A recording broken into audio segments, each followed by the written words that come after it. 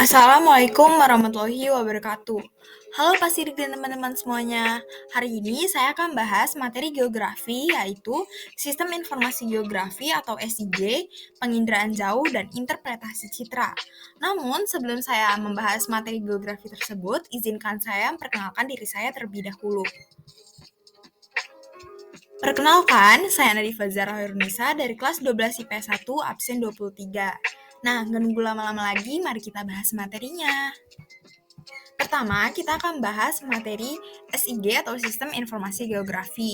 Pengertian Sistem Informasi Geografi atau SIG adalah sistem komputer yang digunakan untuk memasukkan, menyimpan, memeriksa, mengintegrasikan, manipulasi, menganalisis, dan menampilkan data yang berhubungan dengan lokasi-lokasi di permukaan bumi. SIG memiliki komponen. Komponennya itu sendiri ada hardware, software, dan brainware.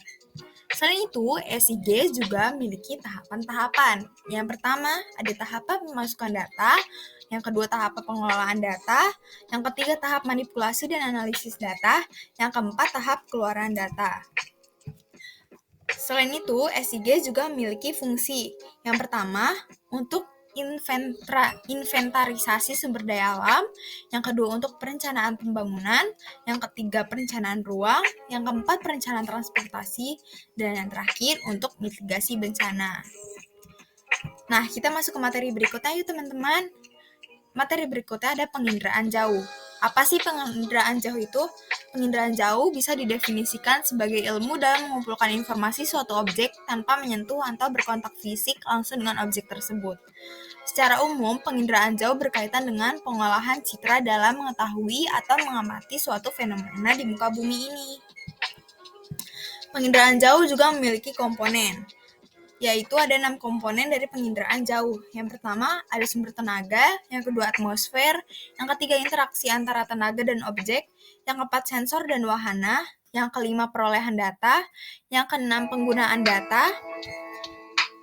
Nah, selanjutnya kita masuk ke dalam manfaat penginderaan jauh. Apa sih manfaat penginderaan jauh? Manfaat penginderaan jauh ada 4 macam. Yang pertama, pemetaan geologi dan geomorfologi. Misalnya, eksplorasi mineral dan energi. Yang kedua, pemetaan terjadinya suatu fenomena di muka bumi. Misalnya, kebakaran, kebanjiran, degradasi lahan, perubahan lahan, dan lain-lainnya. Yang ketiga, pemetaan bencana alam. Dan yang terakhir ada efisiensi waktu, tenaga, dan biaya. Nah, selanjutnya kita masuk ke dalam pengertian interpretasi citra. Interpretasi citra adalah kegiatan mengkaji foto udara atau citra yang bertujuan untuk mengidentifikasi objek dan menilai arti pentingnya objek tersebut. Interpretasi citra memiliki 3 tahapan. Yang pertama, ada tahapan deteksi. Tahapan deteksi adalah kegiatan pengamatan suatu objek dalam hasil rekaman citra. Di tahap ini ditentukan ada atau tidaknya suatu objek. Misalnya, di dalam sungai terdapat objek tapi bukan air. Yang kedua, ada identifikasi. Identifikasi ini untuk mengenali objek yang tergambar pada citra. Objek ini dapat dikenali berdasarkan ciri yang terekam oleh sensor menggunakan alat stetoskop. Contohnya berdasarkan bentuk, ukuran, dan letaknya. Objek bukan air yang terdapat pada sungai terdeteksi sebagai gosong sungai. Dan yang terakhir ada analisis. Tahap analisis ini juga memiliki kaitan dengan proses keterangan lebih lanjut. Misalnya pengumpulan keterangan dilakukan dengan mengamati kenampakan objek secara lebih detail. Dengan demikian, dapat disimpulkan bahwa gosong sungai yang telah dideteksi dimanfaatkan untuk menanam padi. Selanjutnya, unsur interpretasi citra.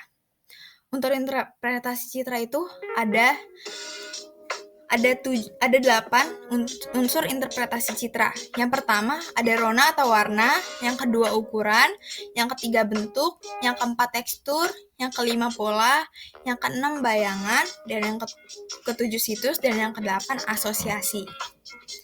Berikut selanjutnya ada contoh peta tematik, yaitu peta kesehatan wilayah di Kabupaten Jawa Barat. Sekian presentasi dari saya, kurang lebihnya mohon maaf. Wassalamualaikum warahmatullahi wabarakatuh.